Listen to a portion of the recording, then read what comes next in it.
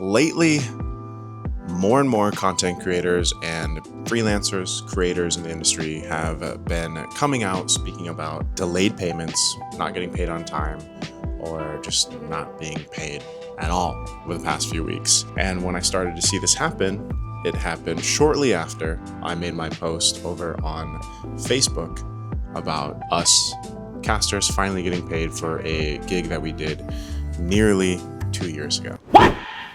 So I felt like talking about this here in this episode of Raw Talks. So hope you guys have your coffee and let's go ahead and talk about this issue going around right now. So as you guys know, even big companies like Tier 1 studios were called out. They were probably the most relevant or known organization or business that was called out. You guys can see the post here. The post that started it all really wasn't mine. It was from Amara TV. If you guys aren't familiar with Amara, she is a very well-known streamer and content creator. She is known for Valorant and cosplay, and then I think rock climbing and stuff like that. Basically, she's also been a Tier 1 talent, if I believe right, for a while now. I'm not sure if she still is. I'm not sure what the situation is with Tier 1 and their current talents, but there was a time that a lot of people, I would say, really looked up to Tier 1 studios, what they were doing. Eloidia and Trike, I believe, started that company. I even had a little bit of involvement with Tier 1 studios when I joined what was called the Gaming House.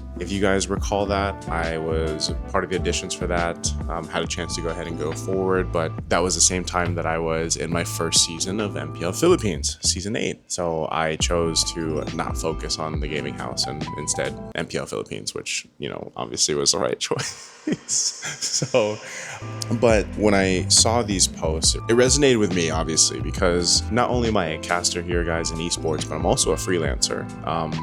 For those that don't know, I'm also a freelancer, which is mostly for the voiceover work that I do. I work with clients for my voiceovers, and then also technically a content creator, right? I mean, this is what this is, and over on my socials and everything. And so I have experience with this too, working with certain brands and whatnot, and certain payment timeframes and everything like that. So I'm gonna share some of my insights about this and my experiences with this, because Tier 1 was one of the biggest names called out. But then I think within different threads of different creators, I think it was Ari Neiman, he posted something on his page about a positive note, because everybody was talking about all the bad experiences they've had with certain companies, and then Ari posted a post where he's like, let's also go ahead and celebrate the good companies and orgs out there that pay on time. And there's both sides, right? But it's definitely a problem that's been going around for a while. And I think people are just starting to really be vocal about it, which is a big thing. The problem with all of this, or the problem with this and why, it's gotten to this point, is just because people were afraid of speaking out about it. Again, some of these bigger companies, if you manage to talk about them or say something, you potentially could get blacklisted or lose work or, something like that. Wow, that just clicked in my head. Tier 1 studios get blacklisted. I'm joking, but yeah. You guys know what I mean. This is not just a problem with big orgs, like how Tier 1 was mentioned. They are not the only ones doing this. There are quite a few big or small companies that this is a problem with. So what this has done is it opened up bigger conversations. I'm sure a lot of people involved in the organizations also saw these posts going viral and everything else. I think there's been even other YouTube videos about this. And it's opened up more of kind of this conversation of respecting the freelancers, respecting the content creators, respecting what we essentially do, for these companies, for these businesses. If you've done it before, it really resonates with you when you say okay, you see these people post, I did work, I set time out of my day, I set resources, I set time to edit or maybe some people have editors, shout out to my editor, but you do all this work. And then you have to wait, 30 days to get paid, maybe 60. In some cases like this, from what we've seen, a year. That's kind of insane. That's not normal. And it shouldn't be the norm. Obviously, I think things are starting to change over the course of these years, because content creation, content creators, freelancers, influencers and that stuff has all been developing over the years. So obviously it's going to be something that's being built over time, which is kind of scary, because then you kind of think and you hear about all the news about AI influencers, AI creators. I mean, there's already AI music on freaking Spotify, man. Sometimes I don't even know I'm listening to AI, and then I find out it's an AI band and I'm like, what?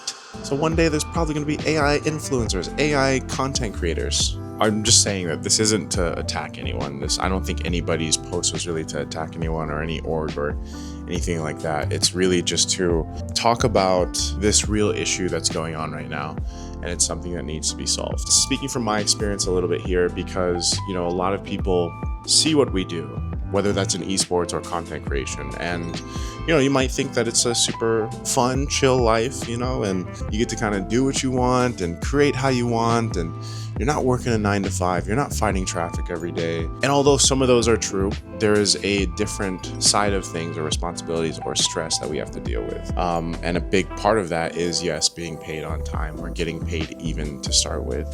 My experience alone in those cases, it's ranged for, now specifically speaking for esports here, it's ranged from, getting paid before the event, which is the most ideal. I've had some cases where literally before we even go work, we have been paid at least 50%. Now, if I had to go ahead and throw that out there and say, what would the best case scenario be in terms of getting paid, at least for esports, getting something like a down payment, or at least like 25% to 50% of whatever your agreed payment is before you actually go and do the event or the work, I think it made me feel the best. It made me feel the most valued and secured within that work. And it also just made me kind of go and do that work in a much better mindset, a much better headspace, because I was like, well, they value me enough to pay me before I even come do the work. So I got paid, and then I did the event, and within a week after the event, I got paid. And that was all in the contract, right? That is my best case scenario. Worst case scenario is what I just posted about. This is public. A lot of people knew about it, and it wasn't even because me that started. It was actually Wolf back in, when was this? 2024, sometime in 2024. And the thing is, when we don't get paid for an event that we do, and I'm sure a lot of creators are like this, you don't talk about it right away. Because we know that this is the way the industry is, we kind of wait for it. You kind of give the organization or the business the benefit of the doubt. You're patient, you're following up, but then a month goes by, maybe 2, and then 3, and then about 3 months, you're like, something's not right here.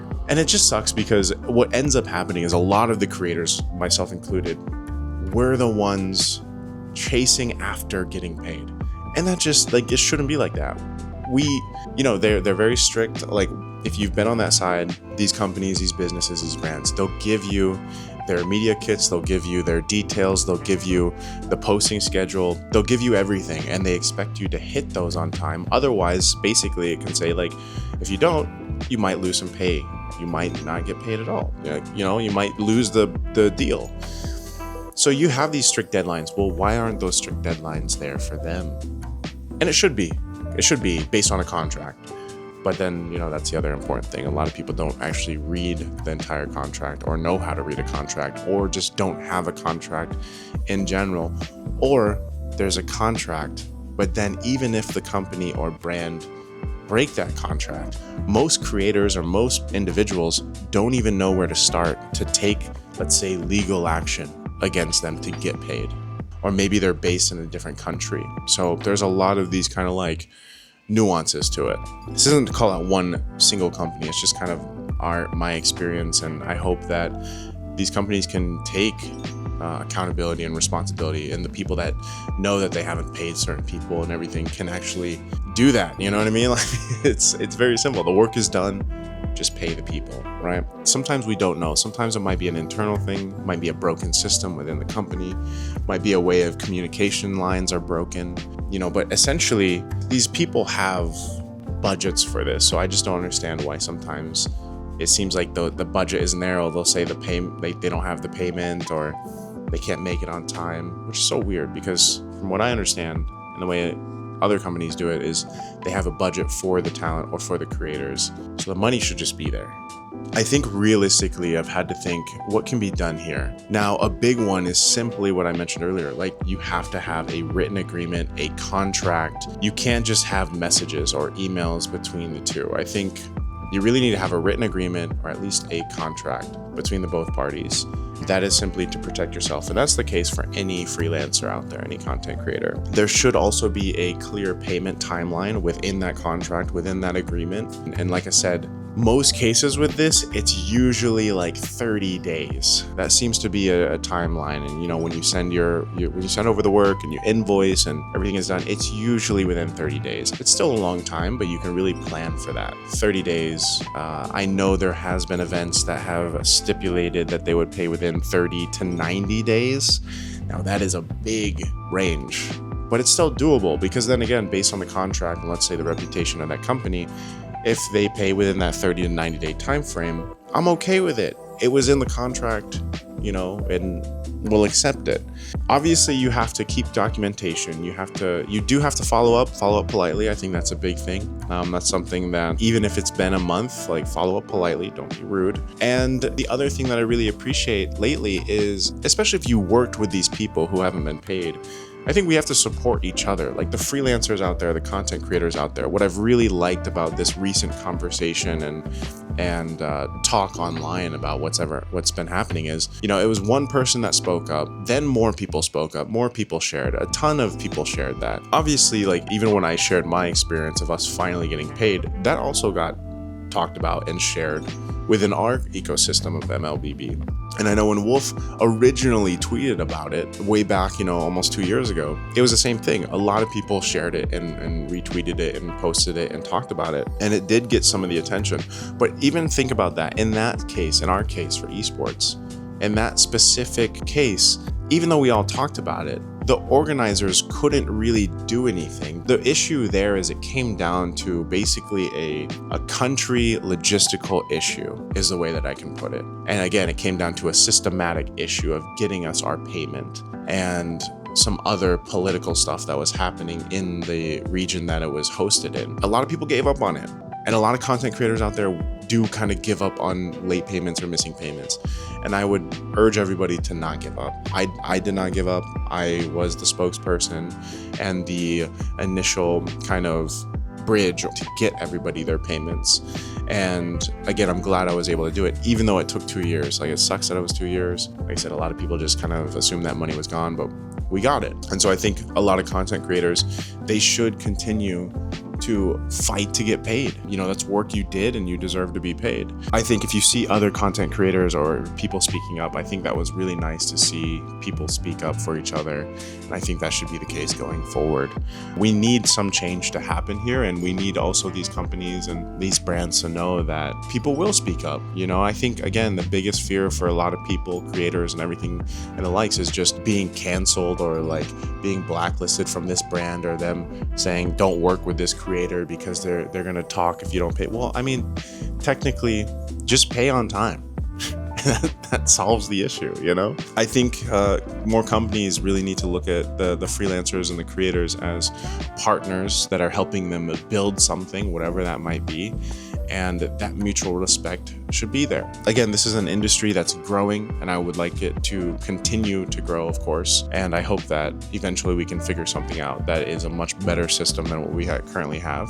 I want to say big shout outs to the companies, the brands out there that do pay on time, that give a specific timeline and pay sometimes even before that timeline or pay during that timeline. I think just we need to do better for everyone. I think whether you're an editor, a designer, casters, esports, content creators, cosplayers, like whatever you are, I think we can all work together to hopefully make some change. You guys can let me know in the comments what you've experienced. If you guys are creators or you've worked with brands or kind of that situation or you've been involved in it, let me know what you guys think. I just don't know if in some case, in some way, maybe one day, especially for esports, if that can become a thing where we get paid at least a percentage before we go and do the work, or before we do a season, or before we do a tournament.